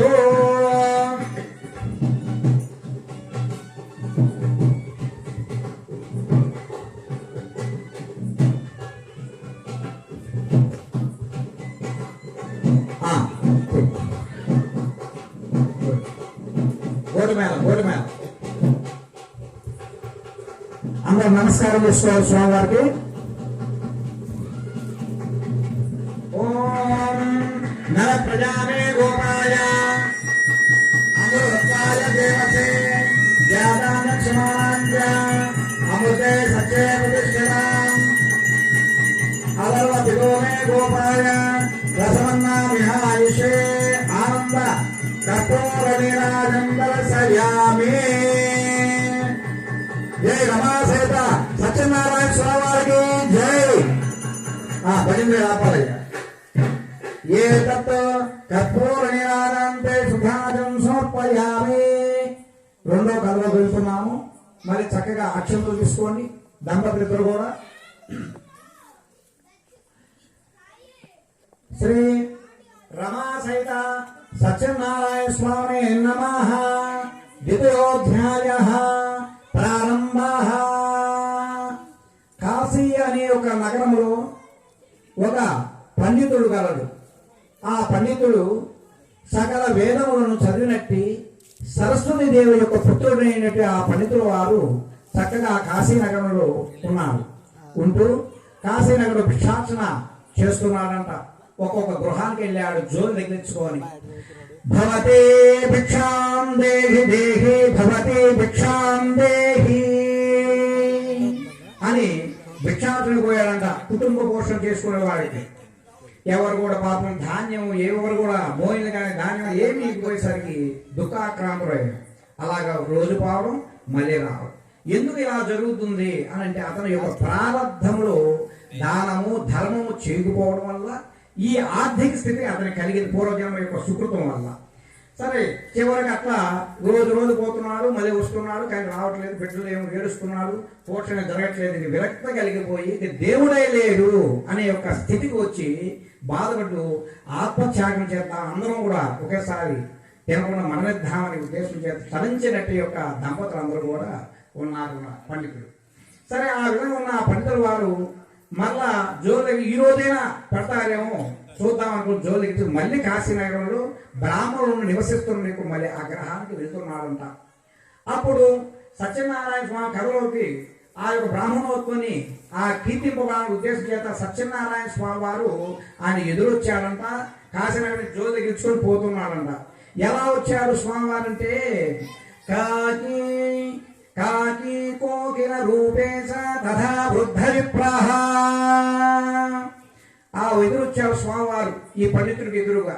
వచ్చిందా ఎట్లా ఉన్నాడు స్వామివారు అంటే నల్లగా ఉన్నాడు స్వామివారు, నీలమేఘ ఛాయగా ఉన్నాడు. అలాంటి నల్లటి వాడు చూస్తే మారది ఎలా ఉంది, ఓ బ్రాహ్మణోత్తమ అనగానే కోకిల కనుక పాదపడితే ఎంత అమృత తుల్యంగా ఉంటుందో ఆయన కంఠంతో బ్రాహ్మణోత్తమ అనగానే అంత అమృత తుల్యంగా ఉందంట. అయితే ఆయన ఎలా ఉన్నాడు, వృద్ధ బ్రాహ్మణ. వృద్ధుడు అంటే ముసలివాడు. ముసలి బ్రాహ్మణ వేషంలో వచ్చాడు. కానీ ఆయన ముసలి బ్రాహ్మణ వేషంలో వచ్చినప్పుడు కూడా ముసలి ఛాయలు ఆయన లేనేది. ఎలా ఉన్నాడయ్యా అంటే 1000 కోటి సూర్య ప్రభావంతో దగదగాయమానంగా వెలిగిపోతూ ఎదురు వచ్చాడంట. ఆ బ్రాహ్మణుని శ్రీమన్నారాయణ వారు వచ్చి, ఓ బ్రాహ్మణోత్తమ నీవెందుకు బాధపడుతున్నావు, నీకు వచ్చిన బాధ ఏమిటయ్యా నాకు చెప్పు అన్నారు. నాకు దేవుడే తీర్చలే, నా కర్మ ఇలా ఉంది, నువ్వు మటుకు ఏం చేస్తావయ్యా, నీ త్రోవన నువ్వు వెళ్ళుము అన్నాడు. అలా కాదయ్యా, నా మాట విను, నీకేదో కష్టం వచ్చింది, తోటి బ్రాహ్మణ్ణి ఏదో నీ కష్టాన్ని తీరుతాను వచ్చి నేను అడిగితే ఆ విధంగా అంటావేమయ్యా అన్నాడు. సరేలే, దేవుడే నా కష్టాలు తీర్చలేదు, ఇంకో నువ్వు వచ్చి తీరుస్తావా, అందులో వృద్ధాప్య దశలో నీకు బ్రాహ్మణోత్తరం నీవు అని అంటూ ఆయన వెళ్తున్నాడు. అప్పుడు ఆయన అన్నాడు, ఆ ఆత్మత్యాగం చేసిన నీకు నేను చెప్పేది ఏమి రుచిస్తుందయ్యా అన్నాడు. అప్పుడు గ్రహించాడు ఆ బ్రాహ్మణోత్తముడు, అవును నేను ఆత్మత్యాగం చేస్తానని ఈయనకి ఎలా తెలిసింది, మా ఇంట్లో ఈ విషయం ఈయన దగ్గర ఏదో దైవత్వం ఉంది, అయ్యా నేను ఈ విధంగా చేస్తాను మీకు ఎలా తెలుసు అంటే, నాకు అన్నీ తెలుసులేవయ్యా, నేను చెప్పింది ఒకటి, నీ దారిద్ర్యం అంతా కూడా తొలగిపోవడానికి ఒక వ్రతం ఉందయ్యా, ఆ వ్రతమే రమాసహిత సత్యనారాయణ స్వామి వారి యొక్క వ్రతం. ఆ వ్రతము ఆచరించినట్టయితే నీకు దారిద్ర్యం అంతా కూడా ప్రారంభంలో కర్మ కూడా తొలగిపోతుంది, నా మాట మీ ఒక్కసారికి ఆ వ్రతాన్ని ఆచరించవయ్యా అని అన్నాడంట. సరే అని చెప్పేసి, నాకు దేవుడి మీద నా నమ్మకం లేదు, నీ మీద తోటి బ్రాహ్మణుడు చెప్తున్నా కాబట్టి సరే నిన్ను నమ్మి నేను పోతున్నాను, నిజంగా ఆ దైవికం ఉందని చూద్దాం, ఈ రోజు పోయి నేను అడుగుతాను నిజంగా కనుక అని మళ్ళీ జోరు తగ్గించుకోవచ్చి అగ్రహారానికి వెళ్ళి భిక్షాం దేహి అని వేడుస్తూ దుఃఖిస్తూ బాధతో అడిగారంట పాపం బ్రాహ్మణోత్తముడు. ఎప్పుడైతే పరమాత్మ యొక్క ఆయన చెప్పాడో ఆయన కృప చేత జనులకి అందరూ కూడా బుద్ధి అంతా కూడా జ్ఞానోదయం చేసి వాళ్ళకి పెట్టాలని ఒక సంకల్పం కలిగి ఆ ద్వారం గుండా ఆ ధాన్యం తీసుకొని ఆ జోలి నిండా పోసారంట. నిండిపోయింది జోలి, బరువు మోయలేకపోతున్నాడు. ఇంకా సంతోషంగా వచ్చి బ్రాహ్మణోత్తముడికి ఎదురు నిలబడి, బ్రాహ్మణోత్తమా నీవు చెప్పావు నిజమే, నిన్ను నమ్ముతున్నాను, ఆ వ్రతం ఏమిటయ్యా, ఆ వ్రతము ఎట్లా చేయాలయ్యా, త్వరగా చెప్పు తండ్రి అని అడగా, అప్పుడు అది రమాస సత్యనారాయణ వ్రతం అయ్యా, ఈ వ్రత విధానం ఈ విధంగా చెయ్యి, నీకు దారిద్ర్యం కూడా అంతా కూడా క్రమేణా తొలగిపోతుందనగా ఆ వ్రత విధానానికి బ్రాహ్మణుడు తెలియపరిచి స్వామివారు పక్కకు వెళ్ళి అదృష్టమైపోయాడు ఆ సత్యనారాయణ స్వామివారు. ఎమ్మడే ఆ బ్రాహ్మణుడు తన గృహానికి వచ్చాడు. చక్కగా సత్యనారాయణ స్వామి వారి వ్రతాన్ని నోచుకున్నాడు. ఆ నోచుకోగానే ప్రతి నెల చేయగా అతనికి దారిద్ర్యం తొలగిపోయి ఒక కోటీశ్వరునికి ధన సంపూర్ణ అన్నాడు. అలా ఉండగా ఒకరోజు కాష్ట అంటే కట్టెలు అమ్ముకొని జీవించేవాడు ఒకడు బ్రాహ్మణుడికి జరుగుతున్న ఈ యొక్క సత్యనారాయణ స్వామి వ్రతము ఆ చుట్టాల బంధువులను చూసి కట్టెల మోపు బయట పడివేసి వాకిలి దగ్గరికి వచ్చి కూర్చొని ఆ వ్రతానంతా విని అక్షంతలు వేసుకొని ప్రసాదం స్వీకరించి బ్రాహ్మణోత్తముని అడుగుతున్నాడంట. ఓ బ్రాహ్మణోత్తమా, నీవు చేస్తున్న వ్రతము పేరు ఏమిటయ్యా, ఆయన ఎవరయ్యా అంటే, అయ్యా ఆయన సత్యనారాయణ స్వామి వారు. నేను దారిద్ర్యంతో పాటు ఒక మహాముని నాకు చెప్పినారు, ఈ వ్రతం చేయడం వల్ల సకల అభిష్టములను కూడా నెరవేరుతాయి, కాబట్టి మీరు కూడా చేసుకోవచ్చు అనగా ప్రసాదం స్వీకరించి ఇంటికి వెళ్ళి భార్యకి పెట్టి తను కొంచెం భుజించి అప్పుడు సత్యనారాయణ స్వామి వారి మనసులో నమస్కరించి, ఓ సత్యదేవ, నేను ఒక మహానగరానికి వెళ్తున్నానయ్యా, ఆ నగరంలో కనుక నాకు కట్టెల మోపు కనుక ఎక్కువ ధనం వచ్చినట్టయితే నీ వ్రతాన్ని నేను ఆచరిస్తాను అని అనుకొని కట్టెల మోపు శిరసను మట్టుకుని కట్టెలు అంటూ ఆ యొక్క మహానగరానికి వెళ్ళాడంట. ఆ మహానగరం ఎట్లా జరుగుతుంది, ఒక చోట గృహప్రవేశాలు, ఒక చోట వివాహాలు ఇలా రకరకాల శుభ కార్యక్రమం జరుగుతుంది. మాకాలు పోటీ పడి ఆ యొక్క 100 రూపాయలు కట్టుకో మోపు కాస్త 500 ఇచ్చి తీసుకున్నారు. ఎంతో సంతోషంతో ఆ వచ్చిన యొక్క ధనముతో ఆ పట్టణాల నుంచి వచ్చేటప్పుడు ఆ వ్రతానికి కావలసిన వస్తు సామాగ్రిని కూడా తీసుకువచ్చి ఆ వ్రతాన్ని ఆచరించి ఆ కట్టెలు అమ్ముకునే వాళ్ళు కూడా ఉన్నంత కాలం కూడా దారిద్ర్యం లేకుండా వ్యాపారం బాగా సాగి ధనవంతరి అంచెన మోక్షరూపమైనటువంటి వైకుంఠవాసాన్ని చేరుకున్నారు. జై సత్యనారాయణ స్వామి నమః. ద్వితయోధ్యాయః సమాప్తః. భజంత్రీలు కౌమైకమైన గదను ధరించి తులసీమాలు విభూషితుడై వెలుగొందుతున్న ఆ శ్రీమన్నారాయణ వారిని చూశాడంట. ఆ యొక్క నాగవారు చూసి, నమో వాగ్మనతీతాయ అమిత శక్తయే ఆది మధ్యాంతరహితాయ గుణాత్మనే, నా యొక్క వాక్కుతో కానీ మనసులో కానీ ఊహించుటకు అతీతమైనటువంటి ఒక రూపం గలవాడా శ్రీమన్నారాయణ, ఈ నారద మహర్షుల వారు నీకు నమస్కారం చేస్తున్నారయ్యా అని నమస్కారం చేశాడు భక్తితో. అప్పుడు స్వామివారు కనులు చిన్నగా తెరుస్తూ చిన్నగా నవ్వుతున్నాడంట. మందహాసే, చిన్నగా నవ్వుతూ చిరునవ్వుతూ అప్పుడు నారదుడు వారితో అంటున్నాడంట, నారద, నీవు వైకుంఠానికి వచ్చిన విశేషం ఏమిటి, ఎందుకు వచ్చావు? అందులోను నారద మహర్షుల వారు వైకుంఠానికి వచ్చారంటే ఏదో కొత్త విశేషాలు తీసుకువస్తూ ఉంటారు. కాబట్టి నీ మనసులో ఏముందయ్యా నారద, ఎందుకు వచ్చావు వైకుంఠానికి అన్నాడు పరంధాముడు అయినట్టు నారాయణుడు. అప్పుడు ఆయన అంటున్నాడు నారదుల వారు, ఓ పరంధామ వైకుంఠవాస కేశవ, నీకు తెలియని విషయం ఏముందయ్యా, అన్ని విషయాలు తెలుసు, అయినా నా నుంచి చెప్పియాలనే ఒక కుతాహల సంతోషంతో ఉన్నావు లేవు. సరే చెప్తాను స్వామి అని. భూలోకంలో ఎలాగుంది, అందరూ కూడా రకరకాల ఆర్థిక సమస్యలు, మానసిక సమస్యలు, శరీర సమస్యలతో ధార్మికులై భక్తులు జీవితాలు గడుపుతూ వాళ్ళు చాలా కష్టాలు పడుతున్నారు స్వామి. వారిని ఉద్ధరించేదానికి ఏమైనా ఉంటే నా యందు ప్రేమతో చెప్పు తండ్రి అని నారద మహర్షి వారి చేతులు జోడిస్తూ దుఃఖముతో వేడుస్తూ స్వామిని వేడుకున్నారంట. అంతలా నారద మహర్షి ఎప్పుడైతే ఆ దుఃఖంతో ప్రేమతో ఆయన్ని ఆరాధించారు, ఆ యొక్క నారాయణుడు ఈ విధంగా అంటున్నాడు, ఓ నారద మహర్షి, లోకాన గ్రహకాంక్షయాః, నారద, ఎవరైతే అందరూ ఏం కోరుకుంటుంటారు, నా కుటుంబం బాగుండాలి, నా పిల్లలు బాగుండాలని కోరుకుంటారు. నువ్వు అలా కోరుకోవాలి. ఏం కోరుకున్నాడు?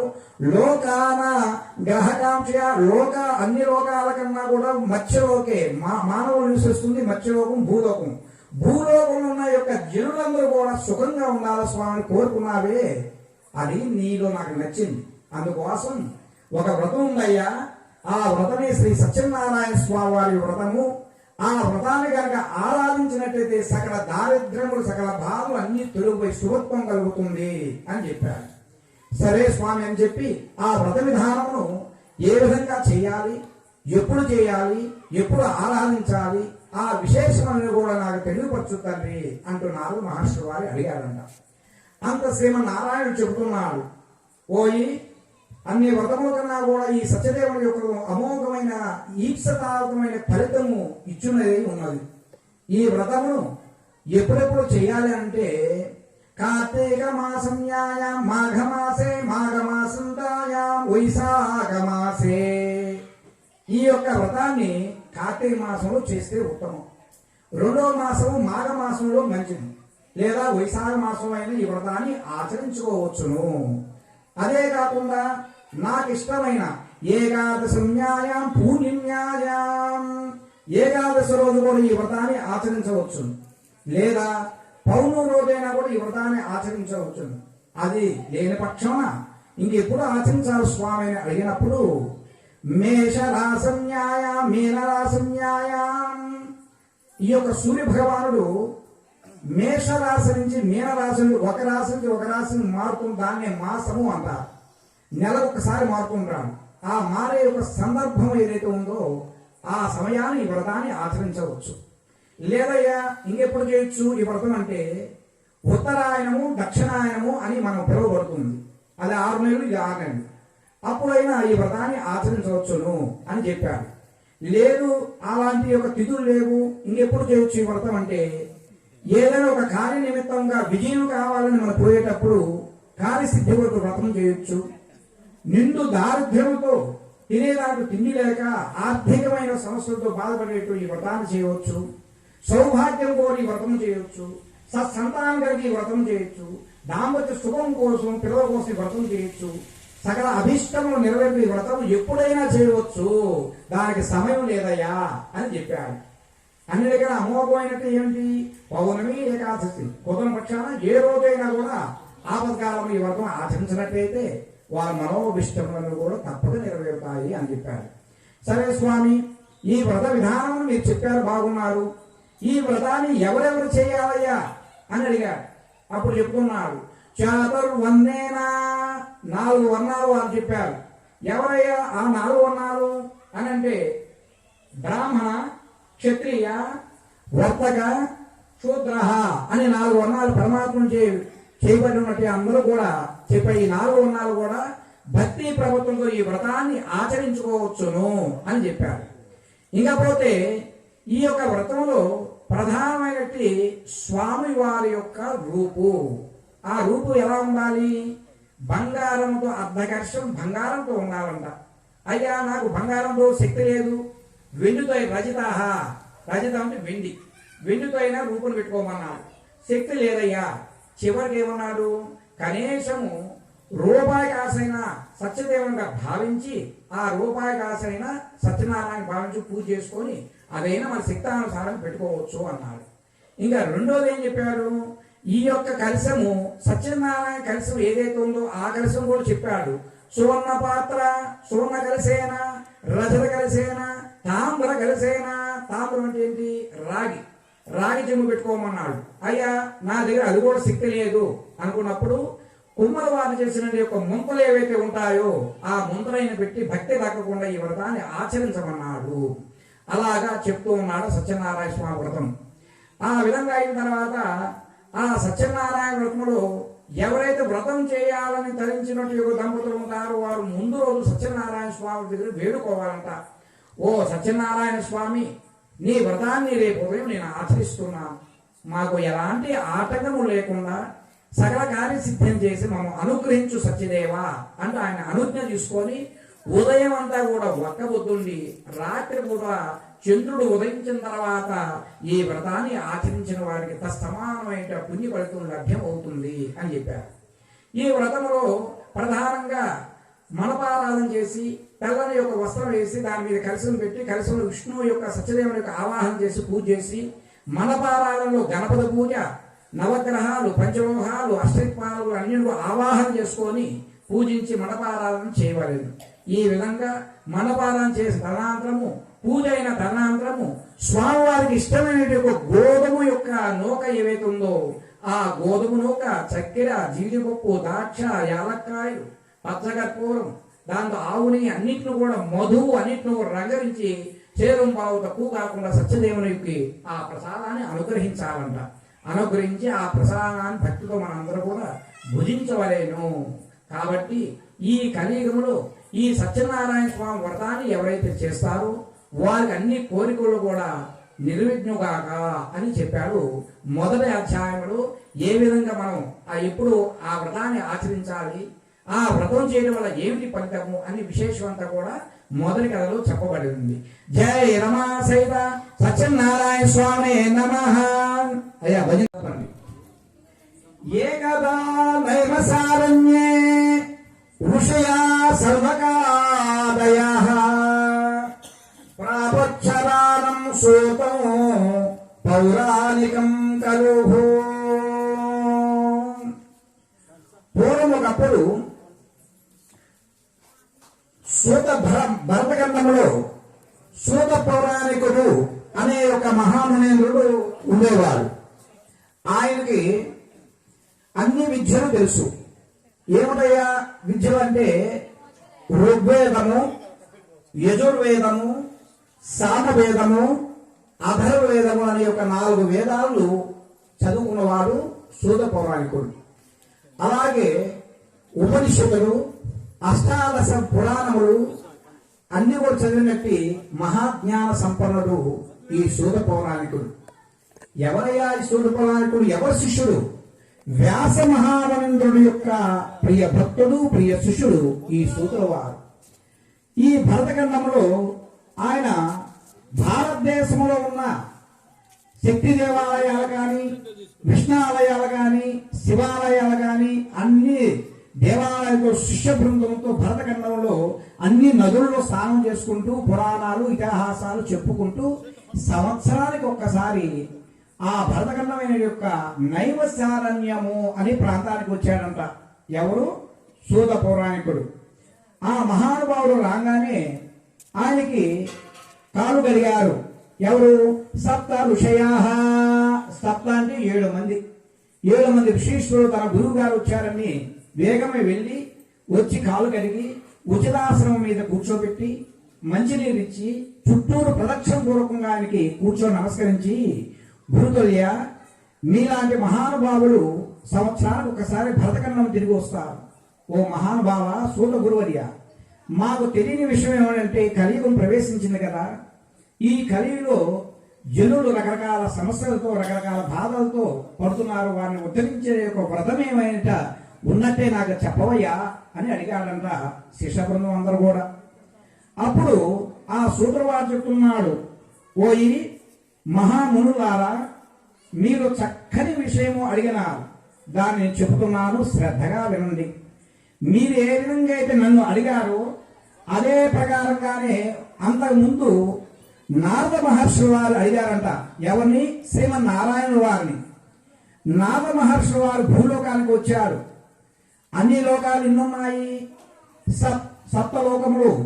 కింద 7 లోకాలు, పైన 7 లోకాలు, మధ్యలో ఉండేది భూలోకము. కాబట్టి మనం ఏ కర్మ చేసినప్పుడు కూడా మళ్ళీ భూలోకానికి వచ్చి జన్మిస్తూ ఉంటారు. అలాగే ఆ యొక్క భూలోకములో పరమాత్మలు జనిస్తూ ఉంటారు, అవతరిస్తూ ఉంటారు. భూలోకం అంత పవిత్రమైనది భరతఖండం అంటే. అలాంటి భరతఖండంలో నారద మహర్షి అన్ని లోకాలు చూస్తూ చూస్తూ నారాయణ స్మరణ చేసుకుంటూ భూలోకానికి వచ్చారంట. ఈ భూలోకానికి వచ్చిన నారద మహర్షి వారు ఇక్కడ చూస్తే ఎలా ఉన్నారయ్యా జనాలు అంటే, కృతాయుగంలో భగవంతుడు సాక్షాత్కారం కలగాలి అనంటే చక్కగా తపస్సు చేసేవాళ్ళు. ఏ దేవుని మీద ఇష్టం ఉంటుందో ఆ దైవాన్ని తపస్సు చేసి తపస్సు చేత పరమాత్ముని ప్రసన్నం చేసుకునేవాడు. తర్వాత 2వ యుగం వచ్చేసరికి త్రేతాయుగం యాగాలు చేస్తే గాని పరమాత్మ ప్రత్యక్షమయ్యేవాడు కాదు. తర్వాత 3వ యుగము ద్వాపర యుగే, ద్వాపర యుగం అంటే కృష్ణ పరమాత్మలో ఉన్నట్టు యొక్క యుగము ద్వాపర యుగం. అర్చన చేస్తే గాని పరమాత్మ యొక్క అనుగ్రహం కలిగేది కాదు. కలియుగే హరినామ సంకీర్తన, ఇక్కడే లేదు. అన్నిటికన్నా కూడా తపస్సు చేయాల్సిన పని లేదు, అర్చన చేయాల్సిన పని లేదు, యాగాలు చేయాల్సిన పని లేదు. ఒక్క పరమాత్మ యొక్క పవిత్రమైన యొక్క హరినామ, హరి అనే ఒక 2 అక్షరములు చేతే పుణ్యం లభ్యమవుతుందయ్యా. అలాంటి నామస్మరణ కూడా పలుకుడుకు కష్టంగా ఉంది. ఈ భూలోకంలో జనులందరూ కూడా కలి ప్రభావం చేత ఆ మాయకు లోబడిపోయి ఈ విధంగా ఉన్నారు. అయ్యో నేను ఎట్లా ఉద్ధరించాలా అన్న మనస్సు ద్రవించి ఆ నారద మహర్షి వారి వైకుంఠానికి వెళ్ళాడంట. ఆ వైకుంఠంలో ఎట్లా ఉన్నాడు స్వామివారు అంటే చూడండి చక్కగా. సువర్ణమయే, సువర్ణము అంటే బంగారము. సప్తద్వారే, 7 ద్వారాలు ఉన్నాయి ఆ యొక్క వైకుంఠానికి. అటు ఇటు జయ విజయులు, గాన గంధర్వులు, కింపురుషులు అందరూ కూడా ఓం నారాయణ ఆదినారాయణుడు నమస్కారం చేసుకుంటున్నాయి ఆ వైకుంఠంలో. అలాంటి వైకుంఠానికి నారద మహర్షి వారు వెళ్ళారు. వెళ్ళి స్వామి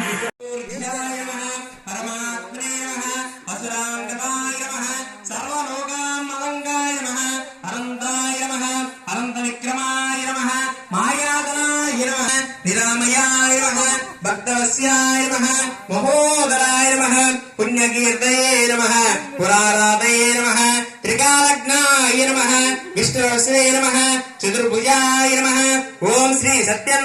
ఆ దగ్గర జరుపుకొని కుంకుమతో ఓం ఓం జగజ్జోయ ఓం మోహనాయ ఓం జ్ఞానజ్ఞాయ ఓం శ్రీవల్లభాయ శ్రీ జగన్నాథాయ ఓం చతుర్మూర్తయ ఓం యోగేశాయ ఓం ఋషికేశాయ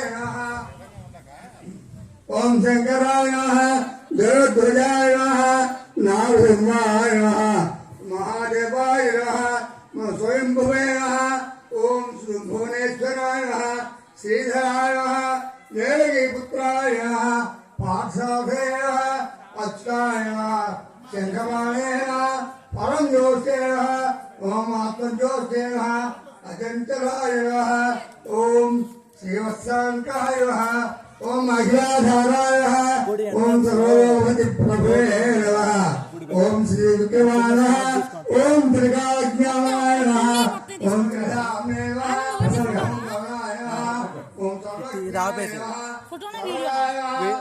ప్రాణప్రతిష్ఠా ప్రారంభాంతే అథానుభూయాన్సే విషే ఓం కేశవాయ కేశవాయ నమః పాదపూజయామి నారాయణ గోవిందాయ నమః గురువః పూజయామి ఇందిరాపదయే నమః గంగే పూజయామి అనఘాయ నమః జామ్ని పూజయామి ఓం జనార్దనాయ నమః ఓం పూజయామి ఉస్తరస్రవసేన కటిం పూజయామి పుక్షిస్తనాయ నమః ఉదరం పూజయామి లక్ష్మీ వక్షస్థలాయ నమః వక్షస్థలం పూజయామి శంఖచక్రగదాభయ శారగభావయే నమః బాహుం పూజయామి కంబుకంఠాయ నమః కంఠం పూజయామి పూర్ణేందు యువక్రాయ నమః వక్రం పూజయామి కుంద దంతాయ నమః దంతం పూజయామి నాసాగ్రముఖాయ నమః నాసికాం పూజయామి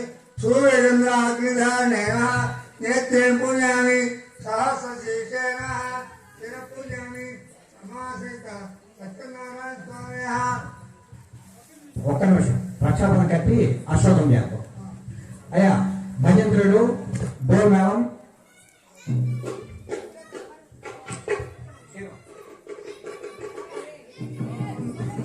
అందరూ రక్షాబంధనం కృష్ణ మాం రక్ష మూర్ధం అనుకో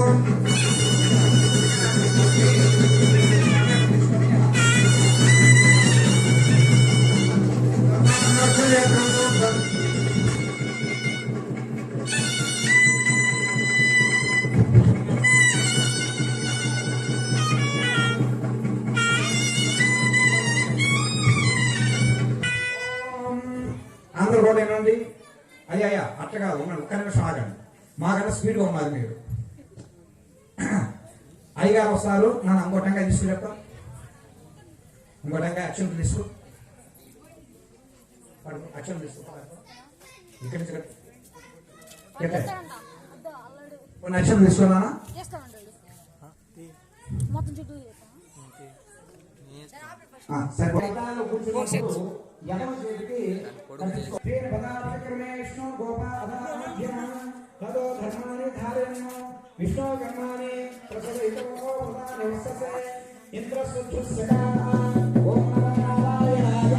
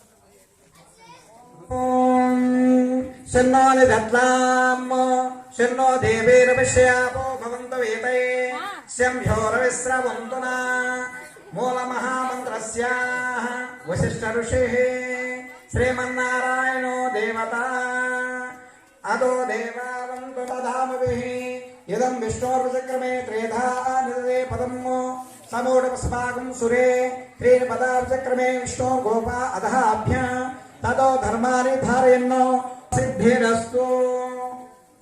అదాంగా శ్రీ సత్యనారాయణ స్వామి దేవత పుష్ప తులసి దళాది అష్టోత్తర మీరందరూ కూడా ఆ రూపకాశకి ముందు అక్షం చేయండమ్మా. శ్రీ రమా సహిత సత్యనారాయణ స్వామి దేవత భూర్వః వస్త్రార్థం అక్షరాన్ని సమర్పయామి ప్రోదార్థం వృతాక్షాన్ని సమర్పయామి. గంధం ఏంటి? గంధద్వారావిధ గంధః. మీరు కూడా గంధం పటం మీద కలిసిన మీద మండపం మీద బాగా చదవండి. గంధద్వారావిధ గంధః గంధద్వారాంబురాదృశాం పుష్టాంగరేషిణీం ఈశ్వరేయం సర్వభూతానాం తాం యోభయేశ్వరం పరిమళ గంధాం ధారయామి. కుంకుమ బొట్టు పెట్టండి కలశానికి పటానికి. ఓం నమో నారాయణాయ ఓం నమో భగవతే వాసుదేవాయ నమః. కుంకుమ పరికల్పయామి. తర్వాత రక్షణ ఇప్పుడు మనకి సత్యనారాయణ స్వామి వారి వ్రతం ఎందుకు చేయాలి? ఆ వ్రతంలో ఉన్నట్టు కొంచెం గొప్పతనం ఏంటయ్యా అంటే మన స్వామివారిని ముందుగా మనం చేసేటప్పుడు మంత్రం చెప్పుకుంటాం. సాంగం సాయుధం సవాహనం పరాణ సమేతం పంచలోక దేవతమావాహయామి అని. పంచలోకాల యొక్క 5 లోకాలు ఉన్నాయి. ఆ 5 లోకాలు ఎవరెవరు దేవతలు ఉంటారు అని అంటే బ్రహ్మలోకం బ్రహ్మదేవుడు సరస్వదేవుడు. ఈ వ్రతంలో వారిని పిలిచాము. అయ్యా భూమిగా సమేత కళ్యాణ వెంకటేశ్వర స్వామి ఈ వ్రతాన్ని సామూహికంగా చేసుకుంటున్నాము. గౌరవంగా చూస్తున్నాము అన్నయ్యకు మంగళపూర్వకంగా ఆ బ్రహ్మదేవుని ఆ యొక్క సరస్వదేవిని పిలిచారు. 2 గౌరీమావాహయామి గౌరీదేవి పిలిచారు. ఎందుకని మాంగళ్యం గట్టిగా ఉండాలి, ఆయుష్ బాగుండాలి శత్రుదేవతమావాహయామి శత్రులోకానికి శత్రువు లేకుంటున్నారు. అలాగే విష్ణులోకం, అలాగే రుద్రలోకం అనే 5 యొక్క లోకాల యొక్క దేవతలను కూడా స్వామివారికి మంత్రపూర్వకంగా ఆయన పిలిచారు. సత్యనారాయణ స్వామి అర్థం చేస్తున్నాను, మీరు అందరూ రాదయ్యా అంటూ. కాబట్టి ఈ భద్రలోక కాలంలో పూజ చక్కగా చేస్తున్నారు. అయ్యా భజంత్రులు కోరుతున్నారు.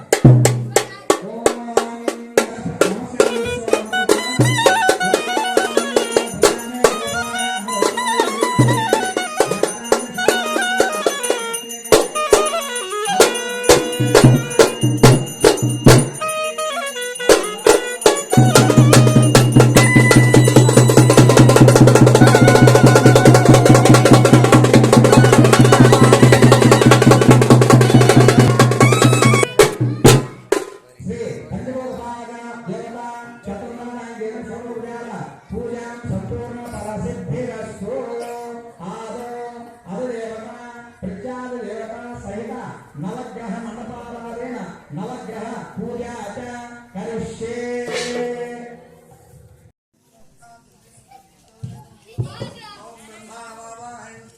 ఓం ప్రజాపతి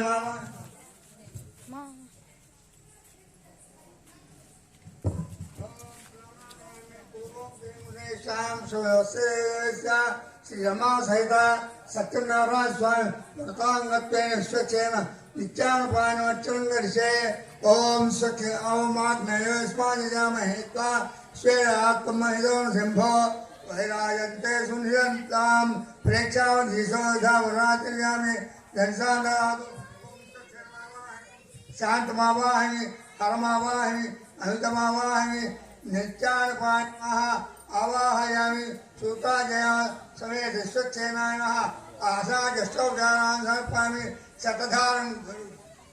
శతధారం నిర్మయం సోమోఘవాస్తే జరుద్దుర్ణః స్వర్ణోదరాస్తే గరుడమావాహిని సౌనపక్షమావాహిని పక్షిరాజమావాహిని కకాశపట్మావాహిని గరుడాయ నమః ఆశాజష్టౌజానాన్ సమర్పయామి. ఓం పాపసంభవాత్రాయ మాం కృపయా దేవ శరణాగతవత్సలానిరా శరణం నాస్తి త్వమేవ శరణం మమ తస్మాకారుణ్య భావేన రక్ష రక్షో విజ్ఞానపతి కానీపాగవర్ష మహాగణాధిపతే నమః. మంత్ర యంత్ర తంత్ర స్వర రూప దోష ప్రాయశ్చిత్తార్థం ఏతత్తు మహాగణాధిపతి దేవతార్పణమస్తు. అందరూ కూడా అక్షంతలు కొంచెం నీళ్లు కలుపుకోండి, మీ దగ్గర జలాన్ని తడుపుకోండి అక్షంతల వరకు. అయిన తర్వాత ఆ అక్షంతలకు తడుపుకుంటే ఆ నీటిని కింద వదిలేసి మీ దగ్గర ఉన్న యొక్క అక్షంతల్ని వినాయకుడి మీద వేయండి. పుష్పము అక్షంతలు వినాయకుడి మీద వేసి నమస్కారం చేసుకోండి.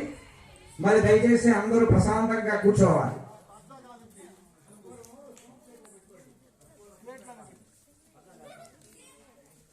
అందరూ కూర్చోవాలి.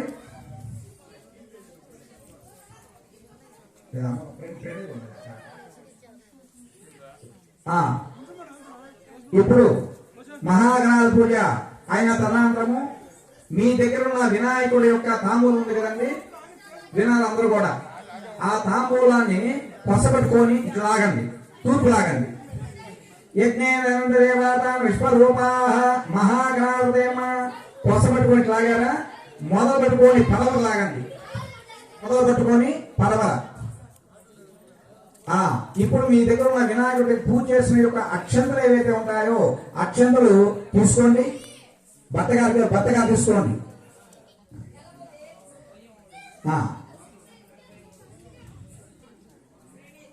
ఆ తర్వాత భర్త గారు ఎవరైనా అక్షంతల ముందు మీరు శిరస్సు మీద వేసుకోవాలి. తర్వాత మీ భార్యగా ఎరగైంది. సలమానం భవతి సదాయ సరేంద్ర ఆయుష్యేవేంద్రయే ప్రజతిష్ఠాతి సౌభాగ్య దాంపత్యో ఆనుకూల్య ఫలసిద్ధిరస్తు.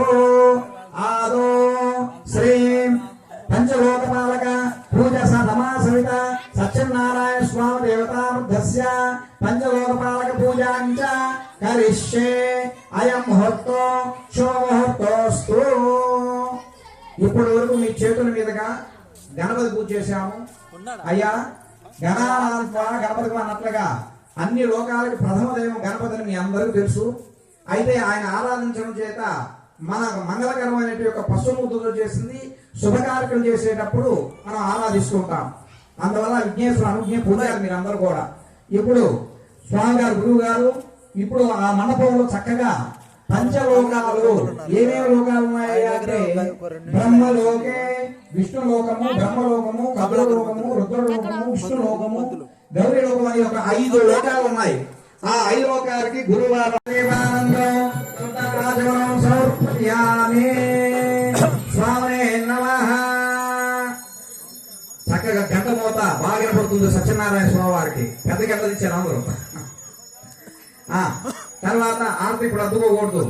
అది దీపము ధూపం పక్కన పెట్టేసి మీ దగ్గర ఉన్న బెల్లం గడ్డ ఉంది కదా, ఆ బెల్లం గడ్డ తీసుకొని నీళ్ళు చల్లండి. ఆ బెల్లం గడ్డ మీద ఓం మృదుంజయనాభరించామి అమృతమస్తు అమృతమస్తు.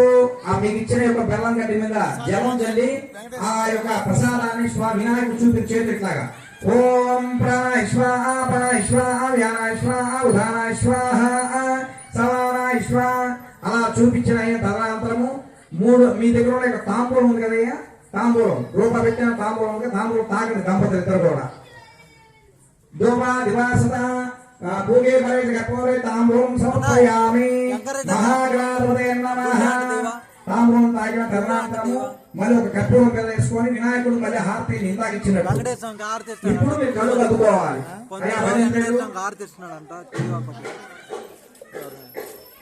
ఓం నరప్రజామే గోపాయ మూలత్వాయ దేవసే యాదాని స్మరాంగా అమృతే సత్యే ప్రతిష్ఠిత అదరు పిరోమే గోపాయ నరనాయాయషే అర్థాయో శుభో అభిషన్నా పితంగుడో సగం సమసోనే గోపాయ ఏ సత్యా సదా సదా